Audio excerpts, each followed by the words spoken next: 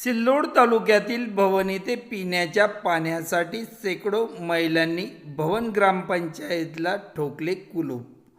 आज सोमवार 15 जून रोजी सायंकाळी 6 वाजता माध्यमांना माहिती देण्यात आली की सिल्लोड तालुक्यातील भवन ग्रामपंचायतला आज रोजी शेकडो महिलांनी कुलूप ठोकल्याची घटना भवन येथे घडली आहे।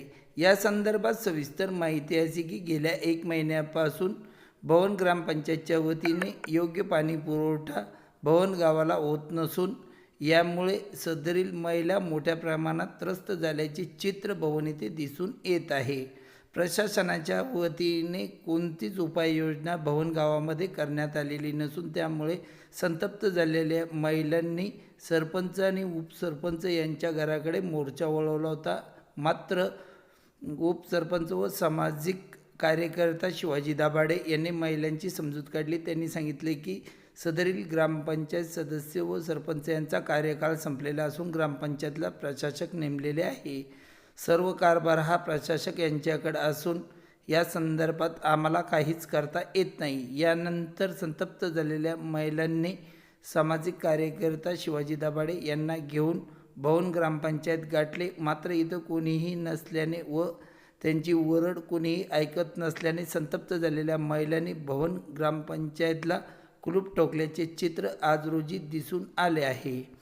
सदरील पूर्णा नदीमध्ये सिल्लोड नगरपालिकेचे ड्रेनेजचे पाणी सोडण्यात येते। नदीला पाणी आल्यानंतर हेच पाणी पुरवठा करणाऱ्या विहिरीमध्ये जातात।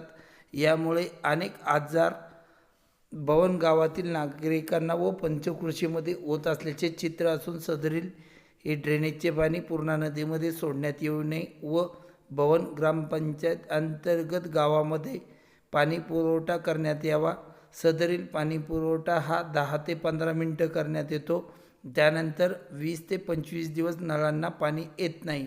सदरील पिण्यासाठी विकत पाणी घ्यावं लागतं। या अनुषंगाने आज रोजी संतप्त झालेल्या महिलांनी भवन ग्रामपंचायतला कुलूप ठोकले आहे। जेव्हापर्यंत नळाला पिण्याचे पाणी येत नाही तेव्हापर्यंत भवन ग्रामपंचायतला ठोकलेले कुलूप काढण्यात येणार नाही, असा निर्णय भवन येथील महिलांनी घेतला आहे। शेकडो महिलांनी आज रोजी भवन ग्रामपंचायतला कुलूप ठोकले आहे, अशी माहिती आज रोजी माध्यमांना सदरील माहिती देण्यात आली आहे। भवन ग्रामपंचायतला कुलूप लावण्यात आलेलं आहे, या कुलूप लावण्यामागचं कारण काय? मावशी, ह्या सगळ्या महिला मंडळ जिथं आज आपल्या महाराष्ट्रात भारतामध्ये लाडकी बहीण माय माऊली याच्या उदो चालू आहे, पण आज आमच्या गावाला 15-20 दिवस झाले। त्र्यंबकनगर मध्ये 20 दिवसापासून पाणी नाहीये। पाणी आहे का ताई? पाणी का 15-20 दिवसापासून? बर, त्याच्याला त्या वयस्कर या म्हातारीचं वय 80 वर्ष आहे। 80 वर्षाची म्हातारी पाणी घेऊन अंडा आणणार कुठं जाणार आहे? राहिला हातावरच्या बाय हे घेऊ विकत, या बाई 200 रुपयांना रोजाना जाती, ती बाई 500 रुपयाचं पाणी कुठून विकत घेणार आहे? पण याचा धिक्कार आम्ही ग्रामपंचायतच्या ग्रामसेवकला त्याला की बाबा तुम्ही पाण्याचं टँकर चालू करा, हे चालू करा। ग्रामपंचायतला वालीने प्रशासकाची नेमणूक झाली नाही।